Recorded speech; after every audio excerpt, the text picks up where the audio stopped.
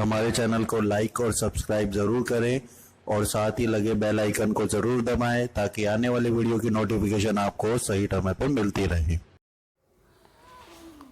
अब करते हैं 8.2 के लिए तैयारी। ठीक है, 8.2 के लिए पहले तैयारी क्या करते हैं, इसमें हमें वैल्यू की ज़रूरत पड़ेगी। ठीक है, तो देखो इसमें हमारी एक टेबल बनी हुई है, टेबल नंबर 8.1, टेबल 8.1। ठीक है, उसको देखते हैं वो कैसे बनाते हैं हम। ठीक है, कुछ बच्चों को तो टेबल याद होती है और कुछ को जब नहीं याद होती तो देखो कैसे करना है। हमें सिर्फ पहली लाइन बनानी आनी चाहिए। साइन लिखना है हमने, साइन की जो वैल्यू लिखनी है वो क्या लिखनी है, 0 डिग्री, 30, ये चीज़ याद रखनी पड़ेगी, 45, 60 डिग्री और 90 डिग्री। ठीक है, कोई अगर मान लो एग्जाम में आप बैठे हो और वैल्यू भूल जाओगे, साइन की वैल्यू कितनी थी, इसकी कितनी थी, कॉस की कितनी थी, टेन की कितनी थी, तो वो सारी वैल्यू हम बताते हैं यहाँ पे। ठीक है, तो देखो क्या करना है हमने, साइन की वैल्यू निकालने के लिए ये आपको याद रखना पड़ेगा कि 0 होता है, फिर 30 होता है, 45, 60 और 90 डिग्री होता है। ठीक है, इनकी वैल्यू देख लो कैसे निकालना है हमने। पहले हमने क्या कर देना, 0 से लेकर 1, 2, 3, 4 तक नंबर लिख देने हैं। ठीक है, लिख दिए। अब हमने इसको क्या करना है, 4 से डिवाइड करना है, सभी नंबर को 4 से डिवाइड करना है। ठीक है, कर दिया 4 से डिवाइड। अब देखो क्या करना है इसमें, अब हमने क्या करना है, अंडर रूट का साइन लगाना है,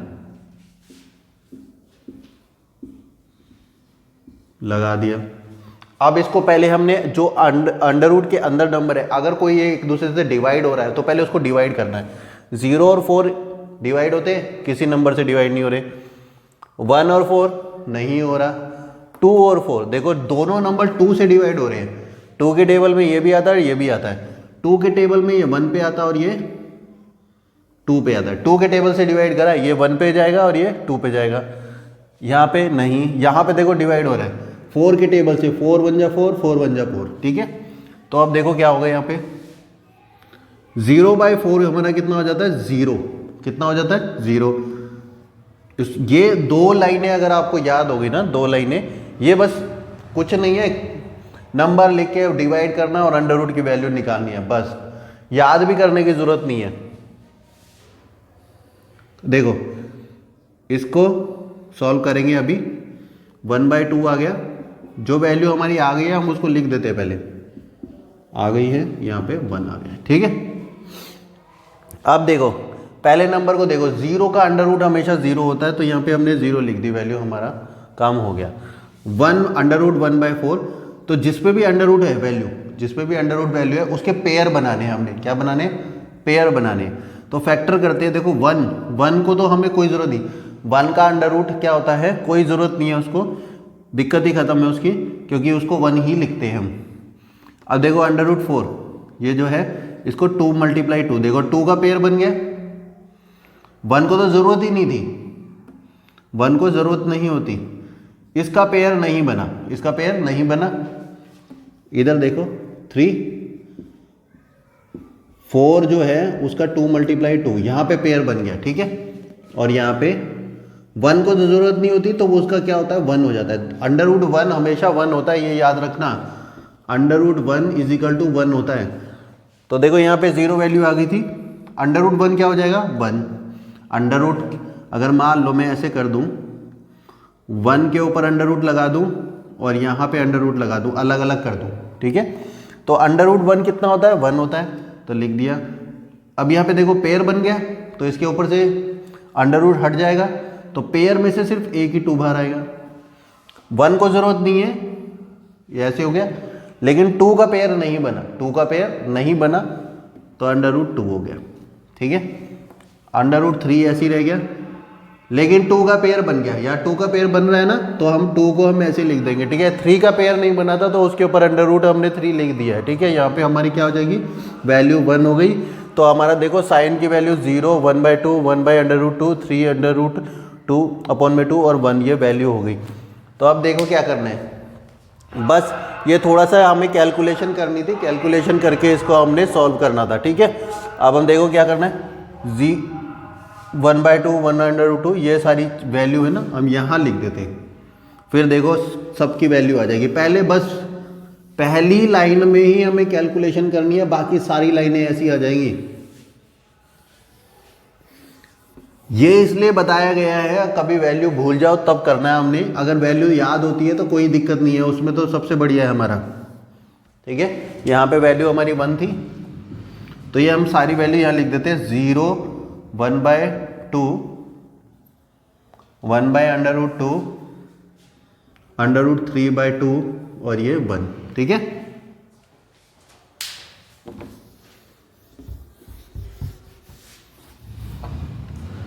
अब देखो कॉस की वैल्यू देखते हैं। कॉस इसको इस लाइन को ऐसे पलट के लिख दो। ठीक है, यानी कि वो वाला नंबर पहले लिखना है 1, फिर √3/2, फिर ये आएगा, फिर ये वाला नंबर, फिर 0 लास्ट में। ठीक है, अब देखो 10 को निकालने के लिए थोड़ी सी दिक्कत होगी, नहीं तो वैल्यू याद कर लोगे तो ज़्यादा अच्छा है। देखो 10 का फॉर्मूला होता है साइन अपॉन में कॉस। ठीक है, साइन थीटा अपॉन में कॉस थीटा, थीटा तो यही सारे हैं। ठीक है, वैल्यू अब देखो क्या है, साइन वाला नंबर ऊपर लिखना है, यानी 0 अपॉन में 1, ये कितना है 1 अपॉन में 2 अपॉन में √3 अपॉन में 2, ये आ जाएगा 1/2, 1/2, ये देखो √3 अपॉन में 2 और 1 अपॉन में 2, 1 अपॉन में 0। ठीक है, इसकी वैल्यू पहले निकालना बता देता हूँ, फिर सीधी वैल्यू लिख दूंगा मैं यहाँ पे। अब देखो क्या करना है हमने, 0 अपॉन में, नीचे कभी भी 0 नहीं होना चाहिए, जब भी 0 अगर नीचे आ गया तो नॉट डिफाइंड होता है। यहाँ पे 1 है नीचे, तो हमारा आंसर आएगा 0। देखो इसका डिनोमिनेटर और इसका डिनोमिनेटर, इसके डिनोमिनेटर में 2 है, इसके में डिनोमिनेटर में 2 है, तो ये हट गया, एलिमिनेट हो गया आपस में, तो 1/√3 बच गया, √2 से √2 गया, 1/1 बच गया, तो 1 आ गया आंसर। ठीक है, 1 अपॉन में 1 ही होता है, इससे 2 से ऐसे 2 डिवाइड हो गया तो √3 आ गया। और 1 अपॉन में 0 जो होता है वो नॉट डिफाइंड होता है। ठीक है, क्या होता है, नॉट डिफाइंड। देखो वैल्यू जो है ये बन गई है 0, 1/√3, 1/√3 और नॉट डिफाइंड। अपनी टेबल में चेक कर सकते हो, जो टेबल नंबर 8.1 है वो उसमें चेक कर सकते हो। ठीक है,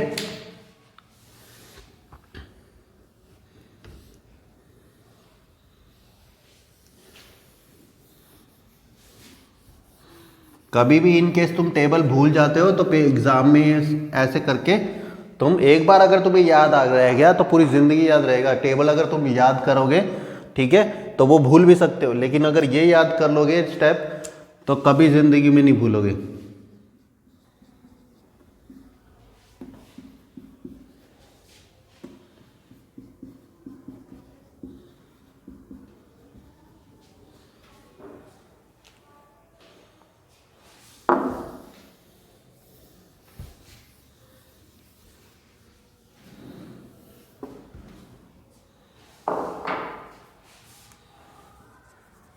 अब देखो 10 हो गया हमारा। अब हमें क्या करना है, कॉसेक। कॉसेक हमेशा किसका उल्टा होता है, साइन का उल्टा होता है। ठीक है, तो कॉसेक मतलब होता है कि हमें 1 अपॉन में साइन लिखना है। ठीक है, यानी जितनी भी वैल्यू है साइन की उसको उल्टा करके लिख दो। ठीक है, यानी हमने जितनी भी साइन की वैल्यू है उसको उल्टा करके लिखना है। कॉसेक जो होता है वो 1 अपॉन में साइन होता है, साइन थीटा। जितनी भी वैल्यू है साइन की उसको उल्टा करके लिखना है। मान लो इसके नीचे कुछ नहीं है तो 1 लिख दिया हमने। अभी क्या कर दिया, इसके नीचे कुछ नहीं है 1 लिख दिया, उसके नीचे कुछ नहीं है तो 1 लिख दिया। ठीक है, तो 1 अपॉन में 0। ठीक है, अभी लिख रहे हैं, फिर बाद में देखेंगे क्या बन रहा है। 0 नीचे चला गया, 1 ऊपर आ गया। ठीक है, 1 अपॉन में 2 है तो 2 अपॉन में 1, √2 अपॉन में 1, √2 अपॉन में √3, और ये 1 अपॉन में 1 तो 1 ही रहेगा। ठीक है, अब इसको सॉल्व करेंगे, कैसे करेंगे, देखो 0 होता है नीचे, जब भी मैंने बोला था अगर 0 नीचे हो तो नॉट डिफाइंड लिखा जाता है, तो इसकी जगह हम लिख देंगे नॉट डिफाइंड। ठीक है, नीचे कभी भी 1 नहीं लगाते किसी नंबर के नीचे, हमने यहां से भी हटा देंगे। ठीक है, 2 अपॉन में √3 है, ये सही है, तो 1 अपॉन में 1 तो होता ही नहीं, सिर्फ 1 लिखते हैं हम। ठीक है, 1 अपॉन में 1 नहीं होता, सिर्फ 1 लिखते हैं।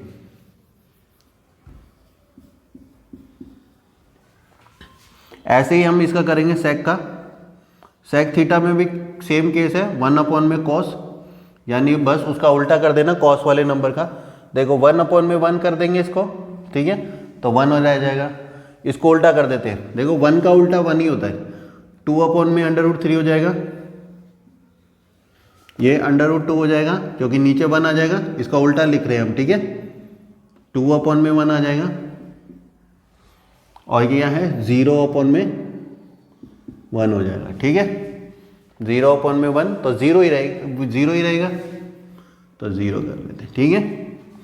अब देखो यहाँ पे क्या हो रहा है, यहाँ पे 1 हो गया, कॉस का उल्टा करा था, इसका, तो अब देखो यहाँ पे क्या है, नहीं यहाँ पे 0 में 1 था तो ये 1 में 0 हो जाएगा, ठीक है, 1 में 0, तो इसको क्या बोलेंगे हम, 1 में, देखो इसका उल्टा कर रहे हैं हम, इसका 1 में 0 तो नॉट डिफाइंड आएगा, ठीक है, यहाँ गलती ना हो जाए, नॉट डिफाइंड, इन्फिनिटी भी बोलते हैं इसको। अच्छा देखो यहाँ पे कॉट थीटा, ये इंपॉर्टेंट है, जैसे हमने tan का करा था तो tan का उल्टा होता है, ठीक है, नहीं तो साइन अपॉन में कॉस या कॉस अपॉन में साइन भी करके कर सकते हो, जैसे इसका था ना साइन थीटा अपॉन में कॉस थीटा, तो इसका उल्टा भी कर सकते थे, कॉस थीटा अपॉन में साइन थीटा, लेकिन हमने tan की वैल्यू निकाल रखी है, हमें कोई दिक्कत ही नहीं है, इसका उल्टा कर देते हैं, ठीक है। देखो 0 है, यहाँ पे 0 के नीचे 1 लगा देते हैं, तो 1 में 0 नॉट डिफाइंड हो जाएगा, यहाँ पे √3, यहाँ 1, इसकी ये जो tan वाली लाइन है ना उसको उल्टा कर रहा हूँ मैं, यहाँ पे देखो नीचे 1 था तो 1 में √3 हो जाएगा यहाँ पे, तो वहाँ पे देखो नॉट डिफाइंड है, नॉट डिफाइंड का मतलब होता है 0, 1 में 0, तो नॉट डिफाइंड का उल्टा क्या होता है 0, ठीक है, नॉट डिफाइंड का मतलब होता है उल्टा होता है 0, तो नॉट डिफाइंड। अब देखो क्या है, यहाँ पे 0 आ गया वैल्यू, ठीक है, क्योंकि हमने देखो यहाँ पे क्या था हमारा tan का उल्टा, नॉट डिफाइंड का उल्टा क्या होता है 0 होता है, तो यहाँ पे देखो क्या है, यहाँ 1/0 है, तो 1/0 को हम क्या करेंगे, 1/0 को कर देंगे नॉट डिफाइंड, क्योंकि 1/0, 0 जब भी नीचे होता है तो नॉट डिफाइंड लिखते हैं। देखो टेबल कितनी आसान थी, पहली लाइन बनानी आ गई तो इसको उल्टा कर दिया, ये कर दिया, इन दोनों को अपॉन में कर दिया, ये कर दिया, कॉसेक इसका उल्टा कर दिया, सेक इसका उल्टा कर दिया, tan का उल्टा ये कर दिया, बस वैल्यू सारी टेबल हमें याद हो गई, इसको याद करने की ज़रूरत नहीं है।